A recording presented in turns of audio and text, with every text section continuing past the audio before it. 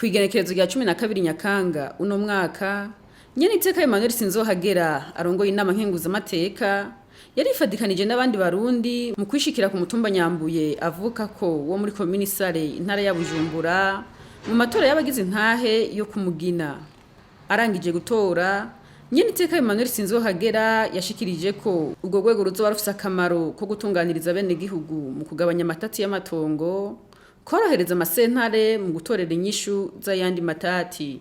Ati abagize urwo rwego bakoze amakosa bazohanwa.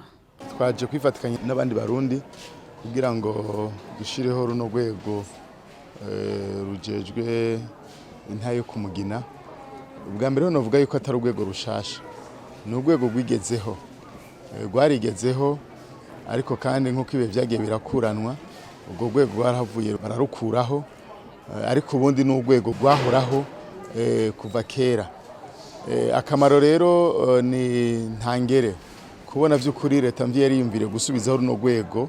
Murabizi iyo turiko turagendagenda mu gihugu hagati tugana n'abenegihugu, usanga kenshi na kenshi bafise ibibazo bijanye n'ubutungane, ariko ivyo bibazo kenshi uzosanga ari ibibazo bijanye n'amatongo. Ingene z'amatongo rero turavye mu gihugu cacu Burundi ni nyinshi cane, ugasanga mbere benshi baridogera urwego rw'ubutungane ko rutabatunganiriza bivanye nuko kenshi usanga n'abacamanza badashobora gushika ku matongo, kandi mukaba muzi yuko urubanza rw'itongo ahanini rucirwa ku itongo. Rero runo rwego kubona rwegereye cyane abenegihugu bizotuma hari injyane zifatiye ku matongo zigabanuka cyane mu nzego z'ubutungane, kuko runo rwego ruzofasha cyane muri izo njyane, muri izo ngorane, na cyane cyane ko amatongo nyine azoba ari ku mutumba, bizoroha yuko ivyabona amasura mbere no gushika ku itongo vyoroha, kuko ubu cari kibazo kidasanzwe aho wasanga mbere n'imanza zaciriwe abacamanza bakazicira mu biro batigeze bashika ku itongo, batazi n'iryo tongo aho riherereye, batabajije amasura canke ababanyi. Rero ni urwego vy'ukuri twibaza ko ruzogira akamaro kanini cyane mu gukemura injyane zifatiye ku matongo, mbere wanashaka n'izindi njyane nk'uko nyine icubahiro umukuru w'igihugu Burundi amaze imisi abisaba yuko n'abarundi twagerageza korohereza abacamanza, ko hari igihe usanga ari nk'utugorane duto duto, mugabo ugasanga abantu barinze kudutwara muri ziriya sentare y'intango bakunguruza, kandi ari ibibazo bishobora guherera nyine ku mutumba. Rero n'urwego vy'ukuri twibaza ko ruzofasha cyane mu gutunganiriza abarundi, hanyuma gutyo ubutungane iyo busasagaye ku mitumba no mu gihugu bica bigenda neza. Ariko kandi ngo tugenda tubasaba kandi n'amategeko abitegekanya, kandi nk'uko turiko turabibona mu ngendo shasha, ruzoba ari urwego rw'ubutungane. Vyumvikana yuko abazoba bari muri go mwumvise ko n'ukurahira bazorahira, barahire imbere y'abenegihugu, hanyuma kandi bazoba basuzumwa na sentare y'intango nizohora igenzura ibikorwa vyabo. Vyumvikana yuko bakoze nabi hariho ibihano, nabo nyene bazohanwa, nabo nyene kurya nyene abenegihugu twakoranye tukabatora, abenegihugu basanze harimwo umwe canke babiri batariko baragendera ibanga ryo gutunganiza abantu, abenegihugu bazosaba yuko abo bantu babogozwa hanyuma basubirizwe n'abandi. Rero niboca basya bwose ngo baratowe ngo biraheze, oya, nk'uko mubibona na nyine icubahiro umukuru w'igihugu Burundi yamaze kugira ingendo kuza mbere aranafuta bakirukana abacamanza bagibiturire. Rero nabo nyene nibagira ako kageso nta nkeka twebwe abenegihugu twaje kubatora n'ubundi tuzosaba yuko babogozwa kugira ngo turonke vy'ukuri abashobora kudutunganiriza neza batiriwe baraturemeka iyindi misaraba, kuko nta karusho ko bakabonetse, kuko akarusho ni akanyene twifuza abantu begereye abenegihugu, bazi ibibazo vy'abenegihugu, bazi ingorane zo muri ako karere nyene.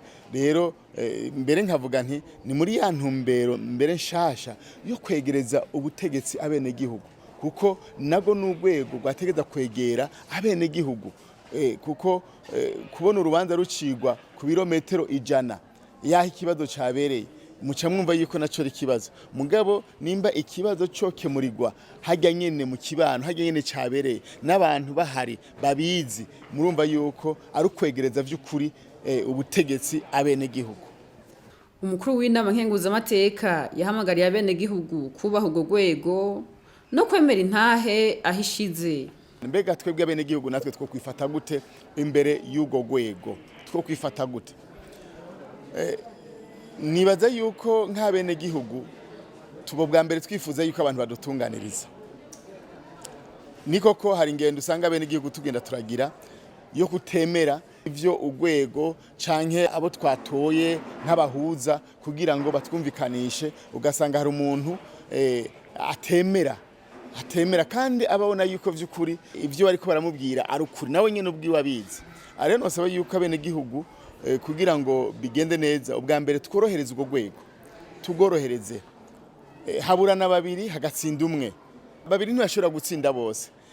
Icambere nosaba abenegihugu no kwemera aho intahe izobishitse kuko vy'ukuri n'abantu bazoba batuzi mu kibano bazi kimbura ashobora kugira amatohoza yimbitse haba muri za nzu 10 bahere mu nzu 10 bakamenya ivyabaye. Rero nosaba ubwa mbere abenegihugu yuko boza baremera aho intahe ishize.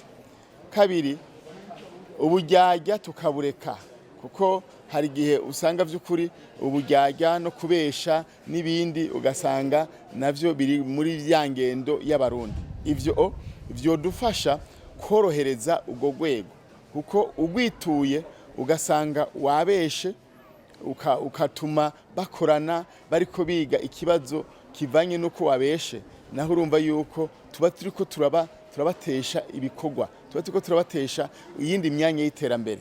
Mbere mwana ashaka nkuko tugenda tubibona hari abenegihugu bihaye ingendo yo kugira kuburana umwuga akaguma yunguruza kandi naho aba yatsinzwe kandi abona yuko vy'ukuri ivyo bamubariye ari ukuri.